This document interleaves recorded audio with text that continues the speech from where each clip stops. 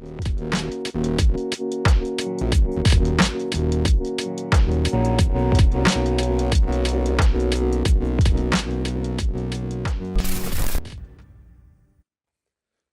hello everyone, my name is Odwaya Ojo, I'm a fashion journalist, and today with me I have an amazing panel of designers.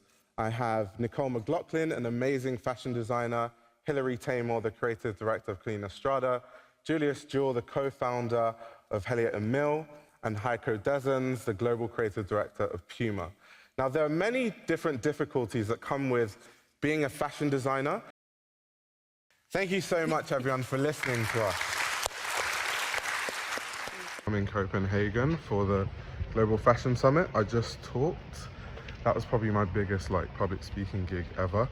Very interesting, speaking to a big crowd like that, but I'm happy it all went well. The panelists were really great. They gave really good answers.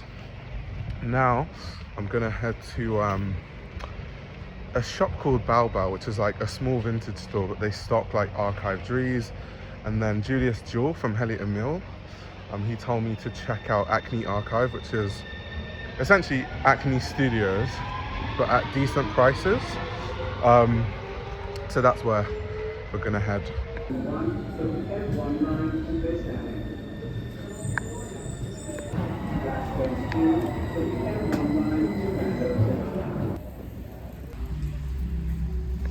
Thank you so much.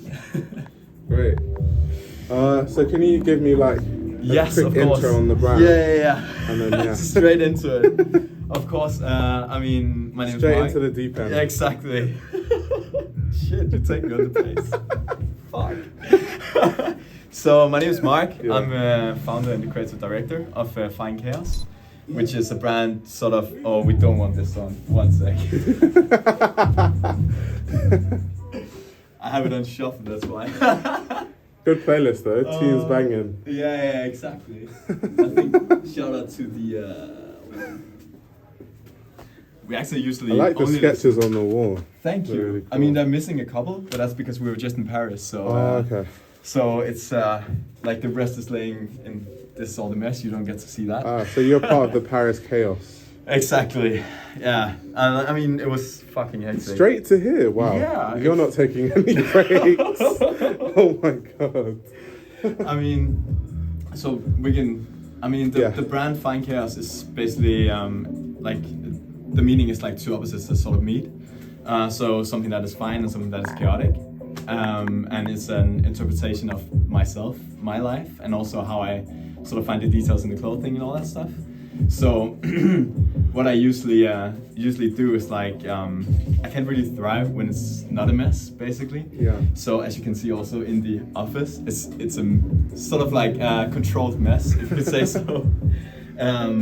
And I also find the name very interesting because everyone can relate to it.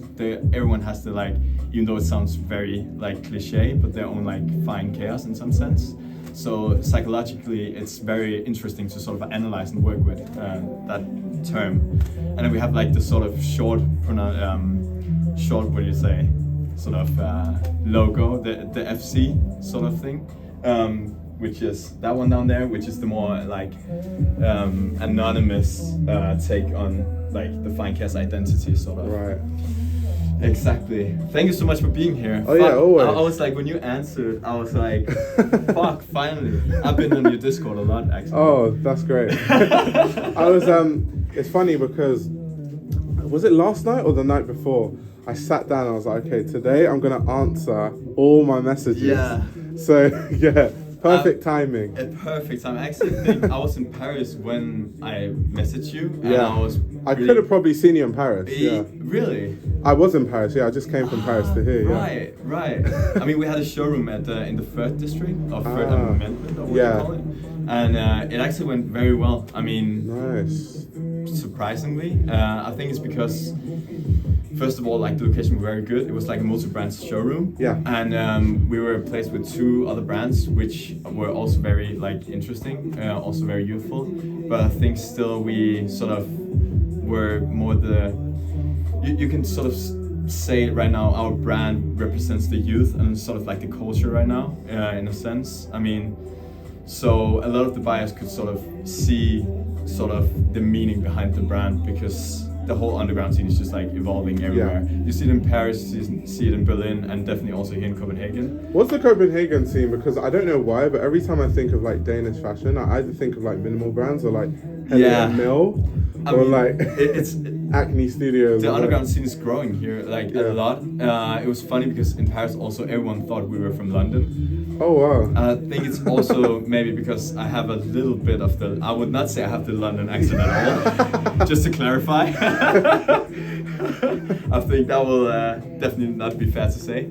But I did live in Hackney in like half a year. Nice. And studied at London Culture Fashion, did like an exchange semester. So how did you find that, by the way? Was it good? Yeah, I think it was very good, Yeah. but I think it's because the school I went to here in Copenhagen is very focused on the sort of, it was the, what do you call it, the education, what do you call it? Fuck, I'm stuttering now. Oh no, it's Fuck fine. me. Not the line, but like the course yeah. you take. The name of the course Like the is curriculum and the course, yeah. yeah, it's sustainable fashion. So they have a lot of you have a lot of like learning on the theory of like circular economies, circularity in general. That's a cool thing. I've noticed Yeah. because I came for the Global Fashion Summit.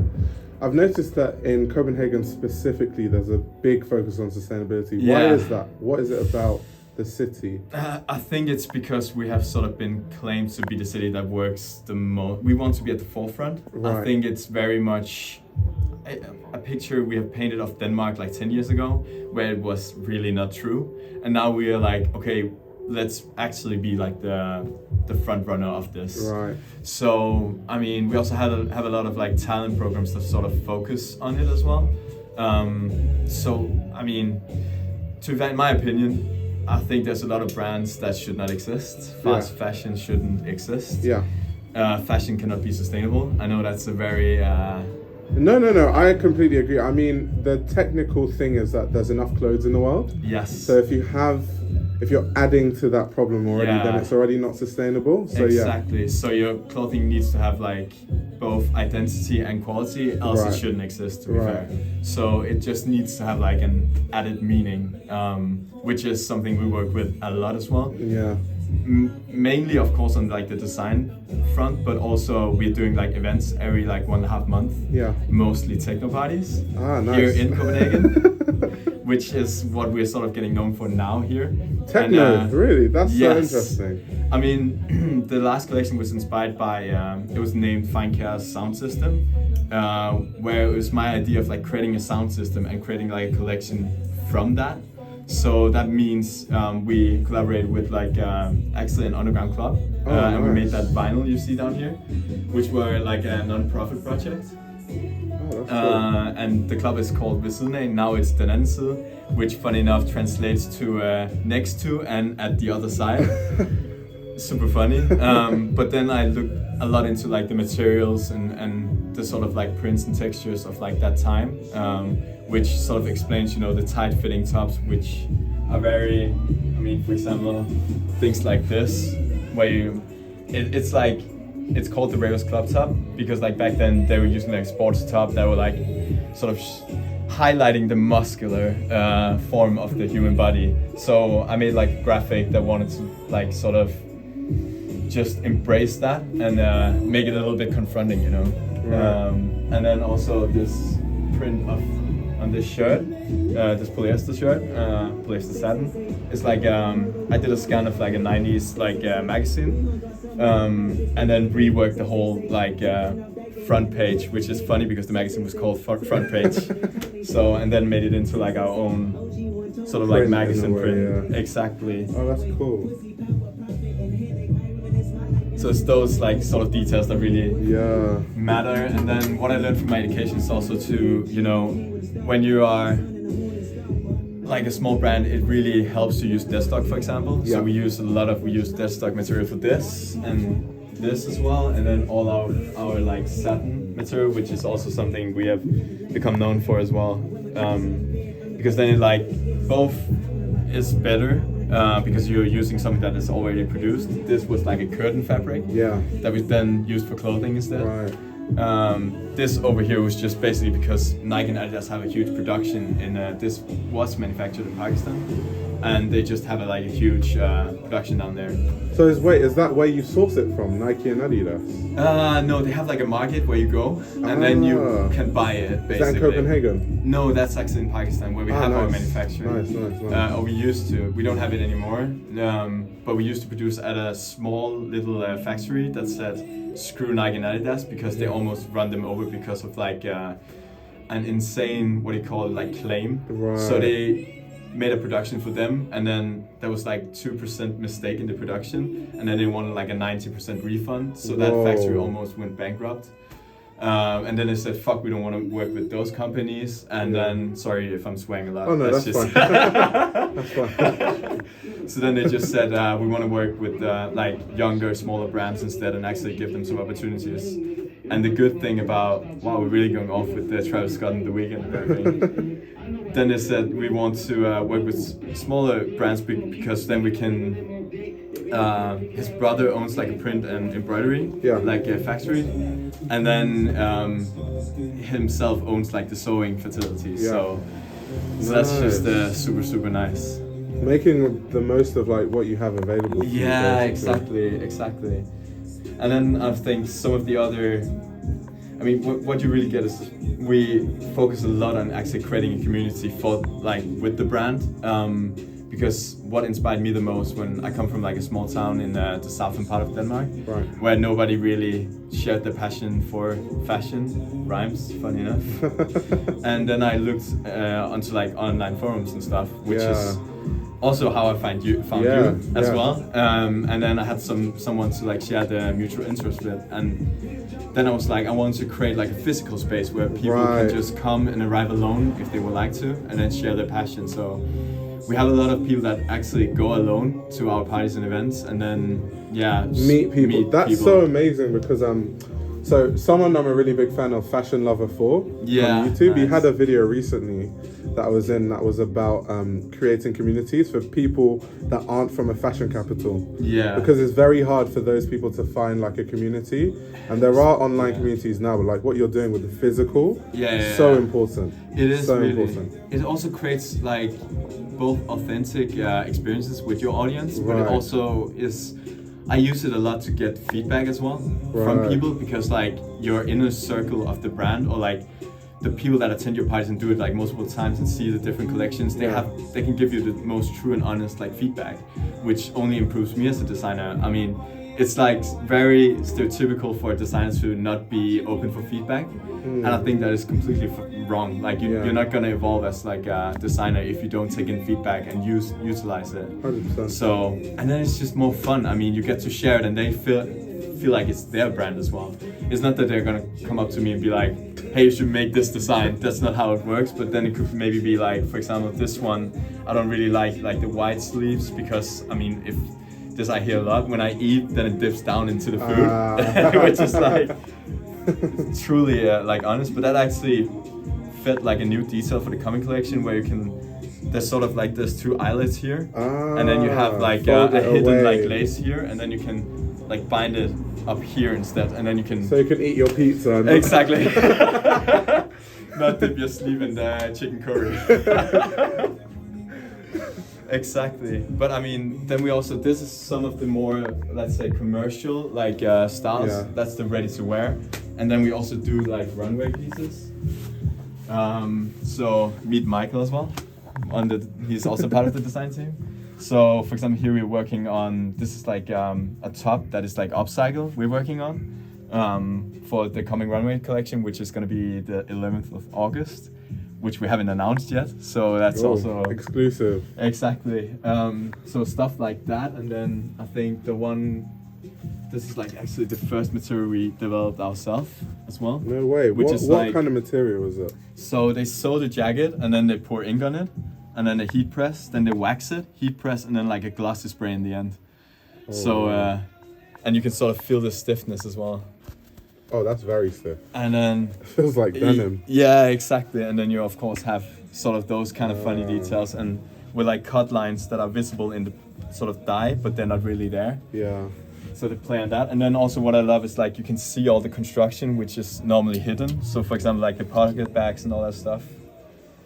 Is And that then- down to the way you designed it, or just the way that the ink shows on the garment? That's actually, it's gonna be unique from like every Right. like piece basically. So it depends on how, of course the color lines are gonna be the same, but there's some like wrinkly stuff. For example here, you know, the lapel was in a little fold.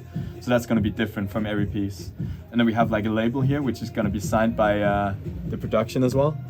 So you sort of like start to incorporate that transparency and that stuff. And then I think this one is probably one that is. Oh, that's crazy. So that's a jacket fully made of zippers. In this coming storytelling, not to give the whole storyline away, because it's for the coming runway, of course. But it's like a post-apocalyptic, hyper-futuristic world taking place in 2072. Where human resource or natural resources are like very low, and technology has just like further developed. So now we have to sort of create, you know, garments from like different types of like material. So this is like basically utilizing something that is not meant for clothing, and then you create this. And I mean, you can try to feel it. It's probably the heaviest jacket in the world. Yeah, I mean, oh my god, that's like a weight. Jeez. I think it's too early for me to be going to the gym right now. I realized.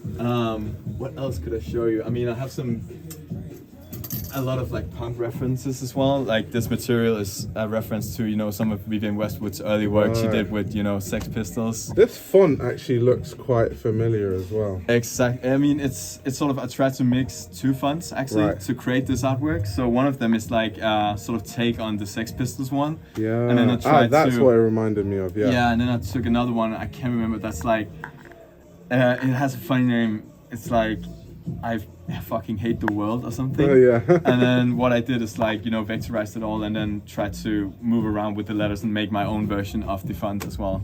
So, and then, I mean, the muslin is just perfect because it's like, it gives you that sort of antique feeling, like a very old garment.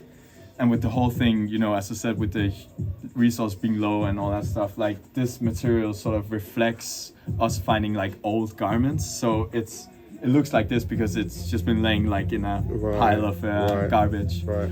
So that's the whole like idea behind that. And then this is probably also one of the we work a lot with prints, as you can see. This is like one of the co-founders actually of the brand as well. We are 6 owners. Oh wow.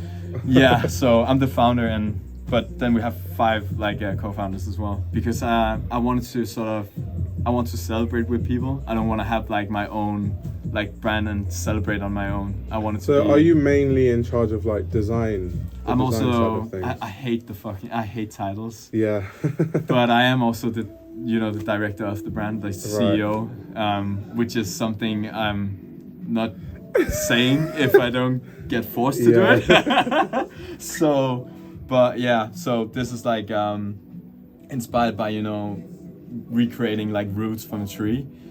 Like we don't really have like any nature anymore, so, and you show you're rich by wearing nature. So people that can't afford like nature, they sort of make their like fake version of it. Something I didn't tell is like in this scenario, like all the big companies has just become bigger and bigger, so government has no like power anymore.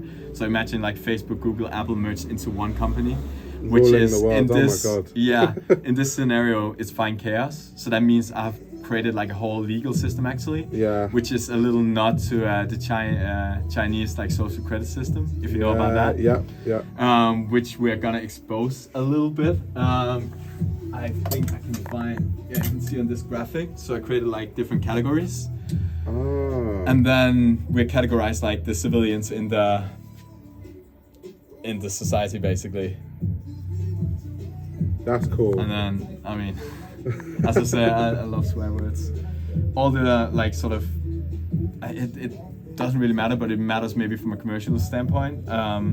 All the like organic cotton we use is like 318 GSM, so it's like double the weight of like a normal almost, because normally it's like 170, 200, and then we numberize like every piece, so you can. How do you deal with that in terms of like? So the complicated thing about quality is that if you make it more GSM, it means it's harder to wear in the summer, like now when it's hot as hell. But that's also like for the coming season for the SS24. I'm gonna like just introduce different type of weights, because we can feel the demand as well. Yeah. So, and I want to meet that as well, because I've, as other people, also wearing my own t-shirts and like on a hot summer day that can be a little bit hot, but it goes also from, I have to sometimes compromise on my ideology as well, because I think I like heavy like garments because I feel like it gives me confidence in a way. I can't really tell why, which is very intriguing for me to analyze, and I many times like go into like a bubble and try to analyze it, but I always find like different like reasons to why.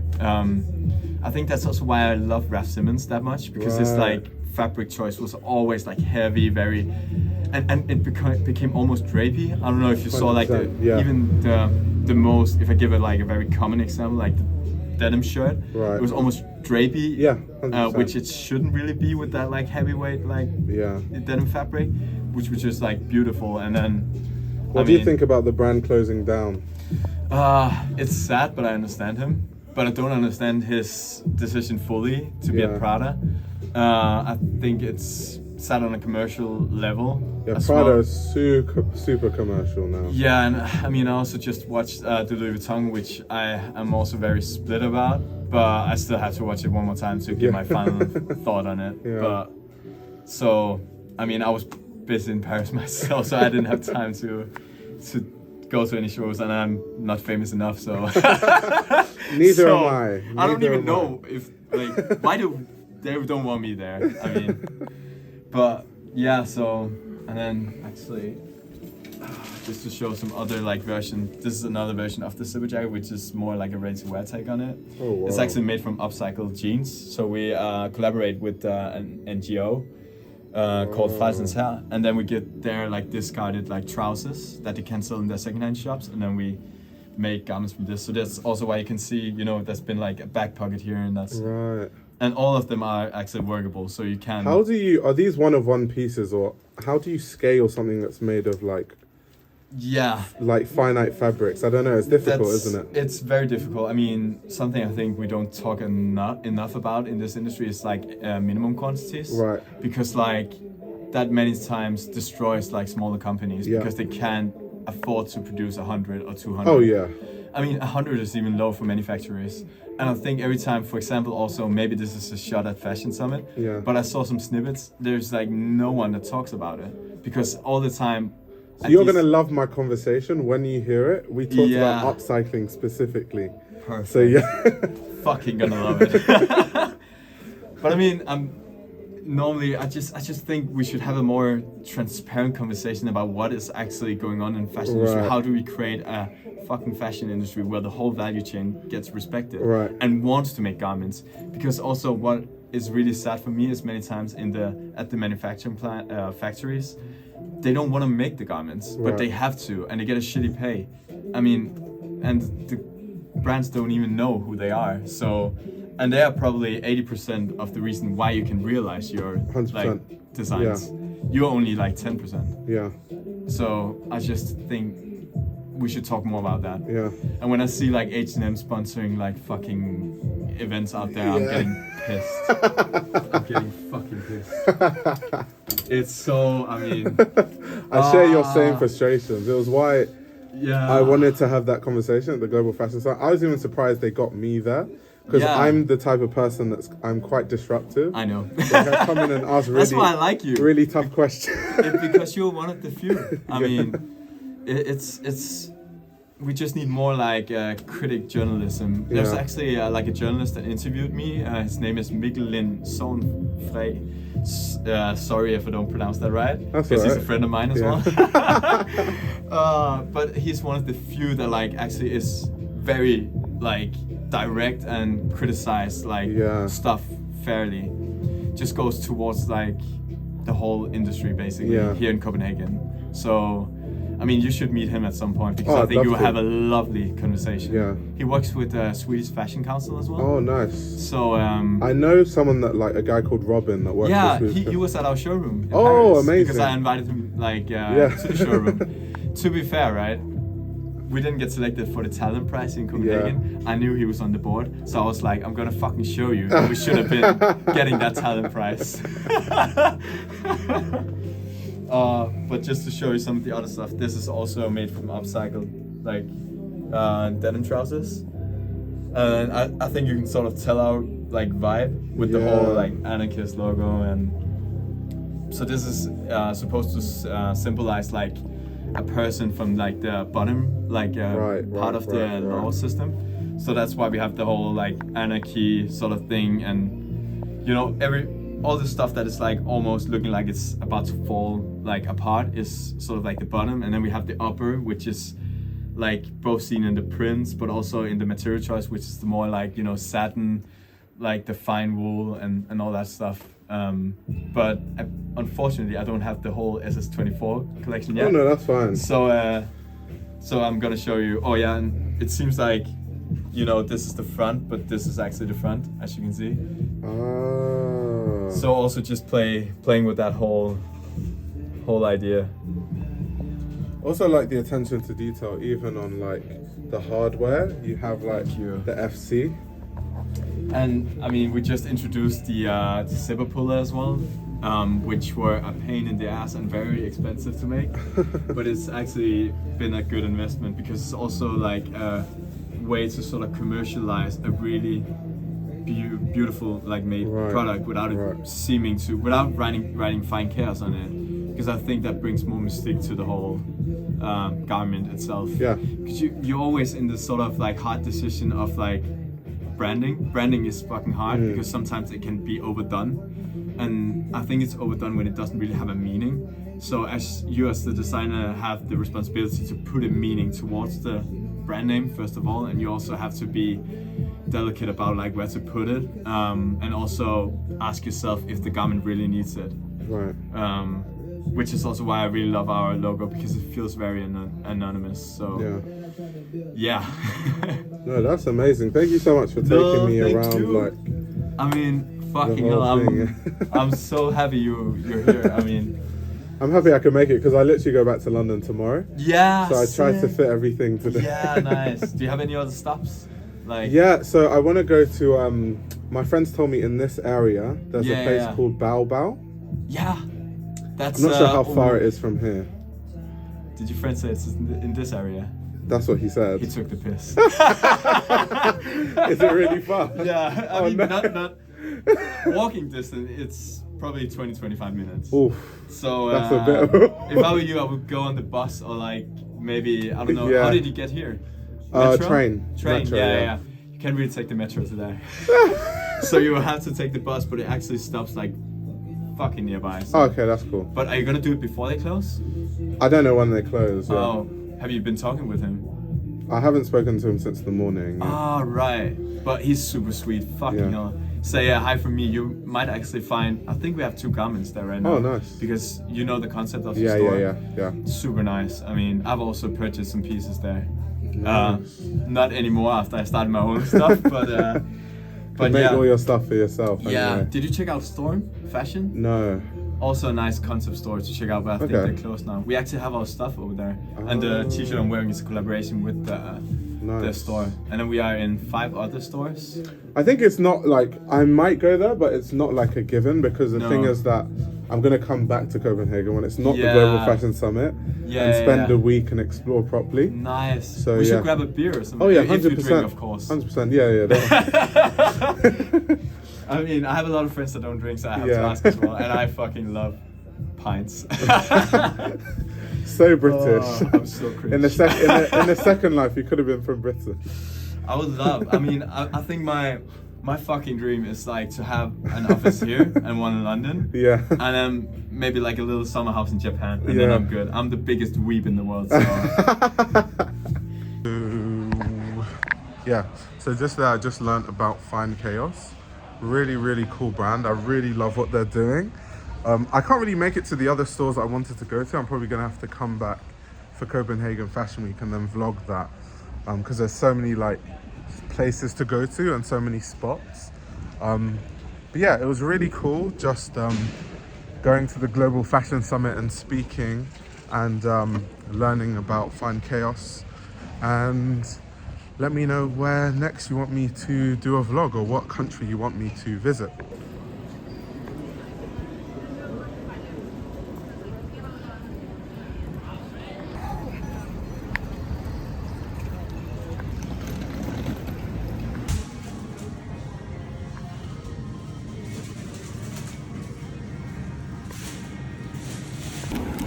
Max.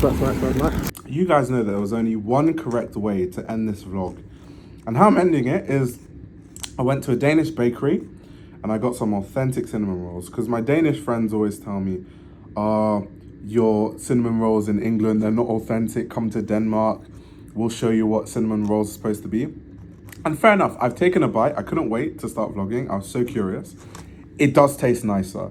It doesn't taste crazy different to the cinnamon rolls that we eat in England or the ones I'm used to, but the texture is just so much better. It's chewy instead of like chewy and crunchy at the same time. I don't know how to describe it. Whereas like English cinnamon rolls are a bit bitty, and then also the way that the cinnamon is put on, it makes the cinnamon come across as like fresh. Like the cinnamon is bitty, like you can crunch the cinnamon, whereas in England, I don't know if they use like cinnamon flavoring or paste or whatever.